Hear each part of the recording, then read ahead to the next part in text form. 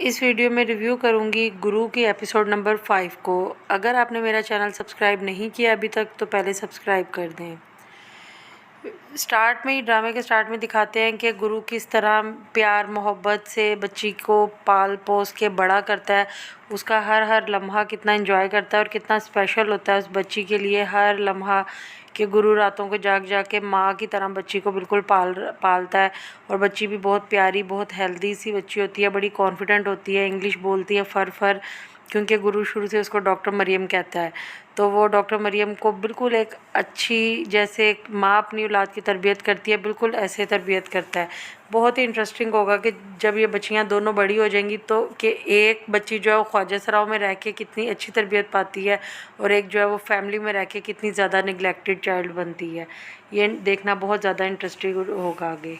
इस सब में बच्ची के 7 साल मुकम्मल हो जाते हैं और उसकी सालगिरह का दिन आ जाता है। ग्रुप बहुत ही ज़बरदस्त तरीके से, शानदार तरीके से बच्ची की सालगिरह मनाता है।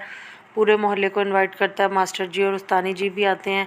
और यहाँ गुरु डिस्कस करता है कि अब बच्ची के स्कूल के लिए क्या किया जाए, क्योंकि वो बच्ची को बनाना चाहता है डॉक्टर और वो चाहता है कि डॉक्टर मरियम जो है वो बहुत ही अच्छे स्कूल में जाए। जिसके लिए उस्ताद जो है मास्टर जी उसे समझाते हैं कि इसके लिए तुम्हें अपने घर का माहौल बिल्कुल बदलना होगा और ख़ुद को एक आदमी की तरह पेश करना होगा ताकि बच्ची तुम्हें अपना बाप समझे। और माहौल का बच्चों पे बहुत असर होता है, तुम अपना माहौल चेंज करो सबसे पहले।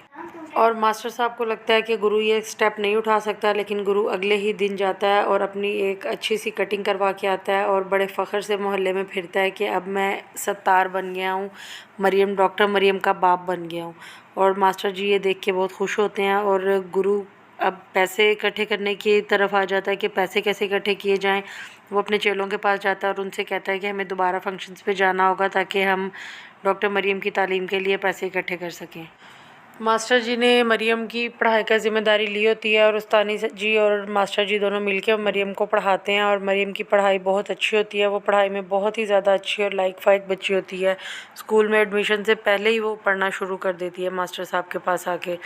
और यहाँ मास्टर साहब गुरु को तैयारी करवा रहे होते हैं इंटरव्यू की कि आखिर इंटरव्यू तो बाप को ही देना होगा स्कूल में एडमिशन के लिए। तो गुरु बहुत ही ज़्यादा नर्वस होता है और जब इंटरव्यू के लिए जाता है तो जो 2-4 लफ्ज़ मास्टर जी ने सिखाए होते हैं बस वही बोलता है और वही होता है जिसका डर था कि मरियम का नाम नहीं आता।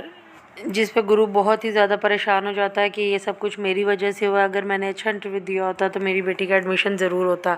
यहाँ मैं एक बात कहना चाहूँगी कि अली रहमान की एक्टिंग कमाल थी, इस पे उनको अवार्ड मिलना चाहिए कि जो उनकी बॉडी लैंग्वेज थी ना सच में ख्वाजा सराउं जैसी थी। इतनी नज़ाकत थी उनके हर हर पोस्चर में, स्पेशली जब वो रो रहे होते हैं तो बहुत ही ज़बरदस्त एक्टिंग कर रहे होते हैं।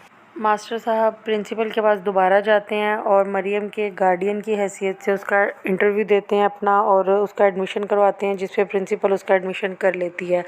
और गुरु बहुत ही ज़्यादा खुश होता है और आके मरियम को बहुत प्यार करता है और उसको मुबारकबाद देता है कि तुम्हारा एडमिशन हो गया है। अब यहाँ पे सीन शिफ्ट होता है उस फैमिली की तरफ जिसकी बच्ची मरियम थी, यानी कि एडॉप्टेड बच्ची जिस फैमिली से आई थी उस फैमिली को दिखाते हैं कि जहाँ पे उसकी मरियम की ट्विन सिस्टर है और उसकी माँ बाप से कह रही होती है कि बच्ची की एज हो गई है, अब इसको स्कूल में एडमिशन करवाना चाहिए। और बाप बहुत गुस्सा करता है कि ये कौन सा बेटा है जो इसको किसी स्पेशल अच्छे स्कूल में दाखिल करवाना है, यहीं कहीं मोहल्ले के स्कूल में डाल दो, आखिर इनकी शादियाँ हो जाए, इन्होंने इस घर से चले जाना है, इन्होंने कौन सा हमें कमा के देना है। एपिसोड के एंड में दिखाते हैं कि गुरु के चेले बैठे आपस में, जिनको अलग कर दिया होता है, बातें कर रहे होते हैं कि हमने फंक्शन के जो भी पैसे होते हैं उन्होंने गुरु को पूरे नहीं दिए होते, आधे चोरी चोरी अपने पास रख लिए होते हैं। उन्हें इस बात का एतराज़ होता है कि जब डांस सारा हमने किया तो हम गुरु को पैसे क्यों दें, क्योंकि गुरु तो इस उम्र में डांस नहीं कर पा रहा होता क्योंकि वो बहुत थक जाता है।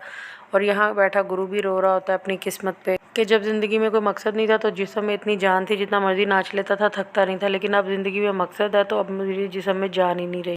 तो कैसा लगा आपको मेरा रिव्यू करना, मुझे ज़रूर बताइएगा कमेंट सेक्शन में आके, और मेरे चैनल को सब्सक्राइब भी करें और आगे शेयर भी करें।